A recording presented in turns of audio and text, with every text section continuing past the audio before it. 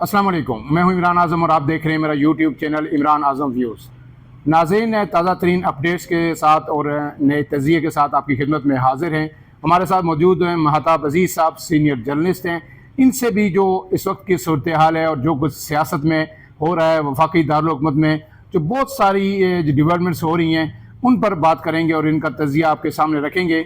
सबसे पहले महताब साहब, जो स्ट्रेट फॉरवर्ड में अपने क्वेश्चन की तरफ आता हूँ, और जो इस वक्त एक बयानिया नून लीग की जानिब से बनाया जा रहा था, जो इनिशियली आके वज़ीर आज़म ने भी कहा कि जी इस्लामाबाद में जो कुछ हुआ 26 तारीख को, इसमें हमें सिपा सालार का तावन बड़ा हासिल रहा और उन्होंने हर लम्हे तावन किया। यानी गोया वो बिटवीन द लाइन्स हमने पहले भी कहा कि वो सारा क्रेडिट देना चाह रहे थे फ़ौज को, कि जो कुछ किया फ़ौज की हमायत से हुआ, क्योंकि फ़ौज डी चौक में पहले से मौजूद थी आर्टिकल 245 के बाद।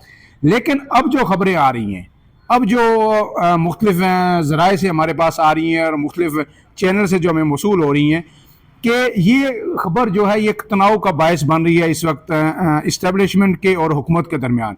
और जो इस्टेब्लिशमेंट है उस पर जो हर तरफ से क्रिटिसिज्म का सारा रुख इस वक्त जो है ना, वो अस्करी अदारों की तरफ और सिपा सलार की तरफ हो रहा है, तमाम सोशल मीडिया का, PTI का। और एक ही सवाल उठाया जा रहा है, और वो सवाल हुकूमत से नहीं पूछा जा रहा, वो हमारी फ़ौज से पूछा जा रहा है कि गोली क्यों चलाई। ये सबसे पहले तो फजल रहमान ने ये एक कहा था कि जो कुछ भी हुआ वो हुआ, एहतजाज हुआ, सवाल इसका जवाब दिया जाए कि गोली क्यों चलाई। तो अब पूरी PTI एक ही बात पूछ रही है और उसका तमाम मलबा जो है ना, वो इस्टेब्लिशमेंट पे और अस्करी अदारे पे आ रहा है। आप इसको किस तरह देखते हैं? क्या ये जानबूझ के एक मूव थी नून लीग की, या फिर उन्होंने वाकई फ़ौज को क्रेडिट देने की कोशिश की है इस ऑपरेशन में या शरब संधू से निमटने में? देखिए इमरान साहब, बुनियादी चीज़ ये है कि अगर इस बात को इसी तरीके से तस्लीम कर लिया जाए कि यहाँ पे कोई तनाव है, जो मेरी इतलात नहीं है, लेकिन अगर इसको मान लेते हैं कि हम एक तनाव है और ये इस हवाले से तनाव है कि ये क्यों हुआ, जो कुछ भी 26 और 27 तारीख की रात को हुआ था वो क्यों हुआ वहाँ पे, तो मेरा ख्याल है कि ये कोई इतनी ऐसी चीज़ नहीं है कि जिसके ऊपर कोई तनाव का बायस बने। मतलब देखिए, PTI का जो पहला बयानिया था वो लाशुंगा था। आपको याद होगा कि PTI का ये कहना था कि यहाँ पे 400 या 600 लोग जो है वो शहीद हो गए, उनके ऊपर सीधी गोलियां चलाई गई। अच्छा, फिर दूसरी उसके बाद जो है वो 250 आए, फिर सैकड़ों की तादाद में आई, फिर 20 आई, और आखिर में आके जो ऑफिशियली 12 का उन्होंने 12 कहा, और उसमें भी उन्होंने कहा कि इंक्लूडिंग सिक्योरिटी इदारों के हल्का। अच्छा, मतलब ये भी नहीं उन्होंने कहा कि 12 जो है ना PTI के वर्कर्स हैं, लेकिन अभी तक कोई भी PTI की जानब से लिस्ट भी ऑफिशियली जारी नहीं की गई कि वो 12 भी कौन है। नहीं, उनके जो गूगल ड्राइव पे और उसमें उनके डॉक्यूमेंट्स, तस्वीरें, उनके नाम डाले हैं। देखें, गूगल ड्राइव पर डालना एक बिल्कुल मुख्तलिफ चीज़ है, या किसी सोशल मीडिया अकाउंट से कोई चीज़ आ जाना।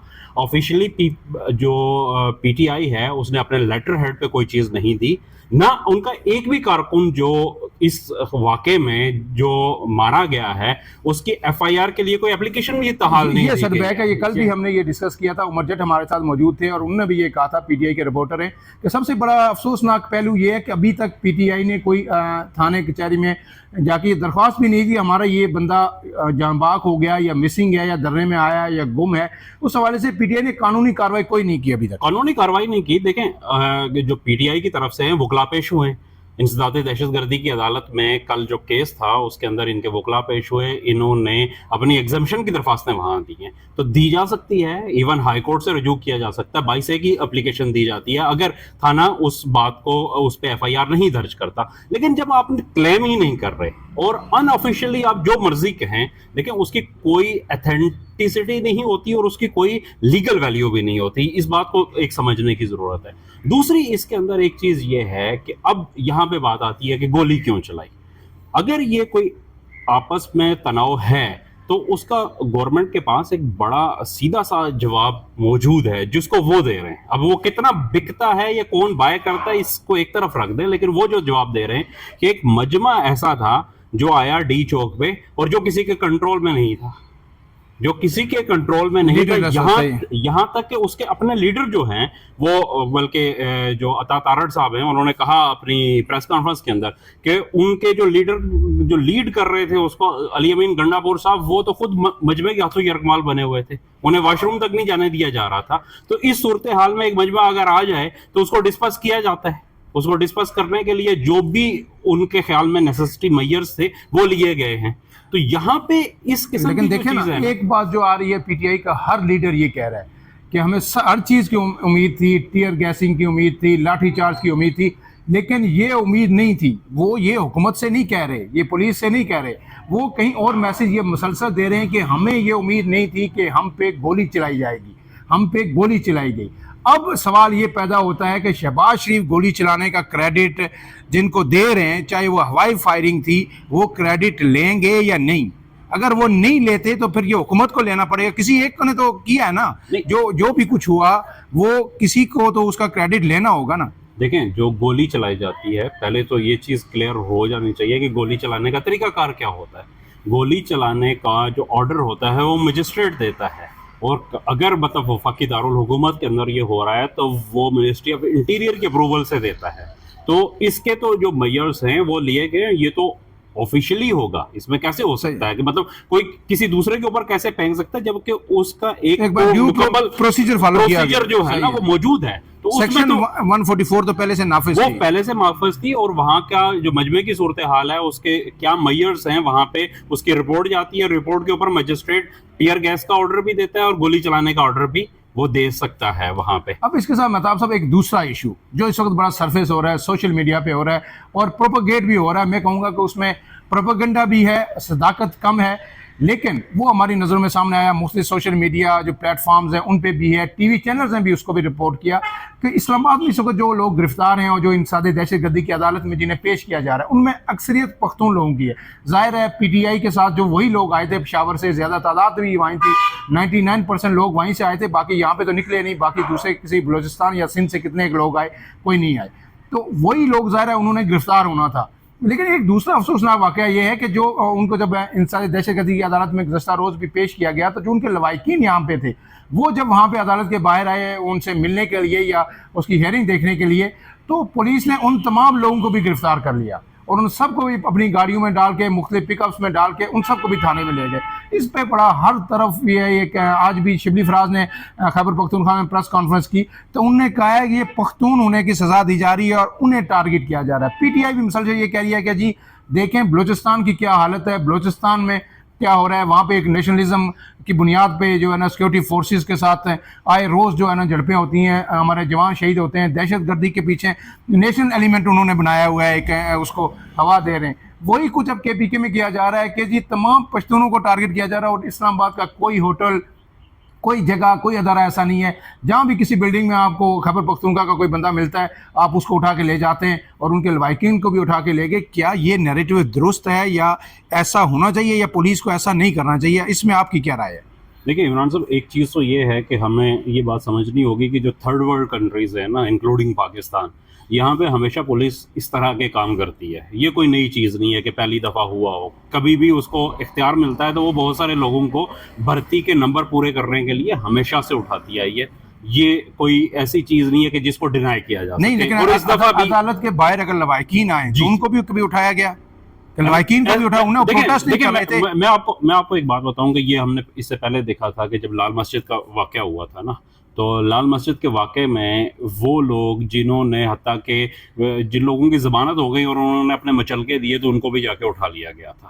یہ بھی یہاں پہ مطلب بری روایتیں ہیں لیکن یہ چلتی ہوئی آ رہی ہیں. یہ آج کی بات نہیں ہے, یہ نئی بات نہیں ہے. یہ اکثر ہوتا ہے یہاں پہ. بہت میں سمجھتا ہوں کہ بدقسمتی کی بات ہے لیکن یہ ہمارے ملک کا ایک ماحول ہے ایسا, اس میں بھی ہو رہا ہے. لیکن اس میں مطلب دوسری طرف میں یہ چیز کہہ رہا ہوں کہ میرے خیال میں پی ٹی آئی ایک نیشنل پارٹی ہے اور اسے اس قسم کا جو ہے نا وہ اپنے آپ کو لمیٹڈ کر رہی ہے. یہ کر کے ان سے مطلب غلطی ہوئی ہے, یعنی پختون کارڈ تک اپنے آپ کو یا خیبر پختونخوا تک لے کے جا رہی ہے تو یہ لمیٹڈ کریے.